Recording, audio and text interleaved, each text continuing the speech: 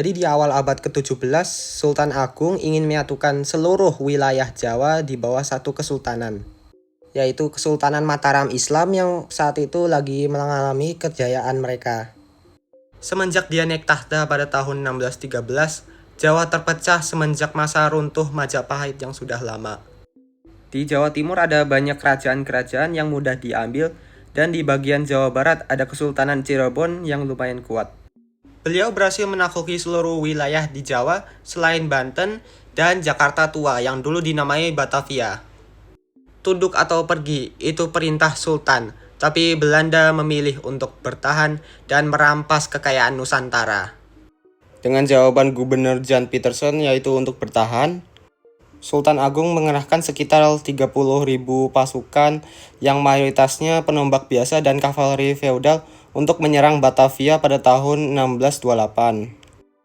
Tapi serangan pertama gagal karena masalah logistik, terutama pangan karena agak susah buat kasih makan 30.000 pasukan setiap hari. Tapi nggak apa-apa karena masih ada serangan kedua.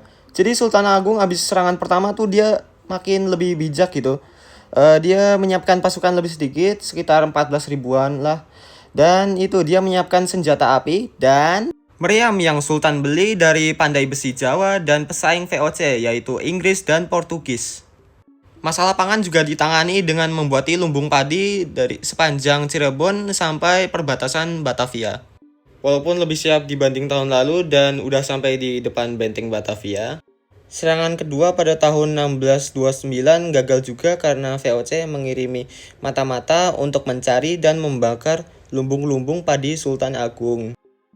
Juga dengan wabah kolera dan disenteri, pasukan Sultan udah nggak bisa dipaksa buat mengepung Batavia dan harus dipulangkan ke Walaupun serangan kedua gagal, setidaknya berhasil menyebari wabah penyakit kolera dan disenteri ke dalam benteng Batavia, sampai membunuh Gubernur Jenderal mereka, Jan Pieterszoon Coen.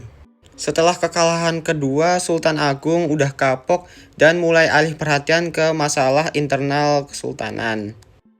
Memfokuskan pada pembangunan budaya seperti pembuatan kalender Jawa dan memajukan budaya Beliau wafat pada tahun 1645 pada usia 52 dan penyebab kematiannya kurang spesifik tapi udah pasti karena sakit. Dia dimakamkan pada pemakaman Imogiri. Serangan Sultan Agung menjelaskan kita secara nyata bahwa musuh terbesar kita bukanlah musuh di depan kita tetapi persiapan mentah.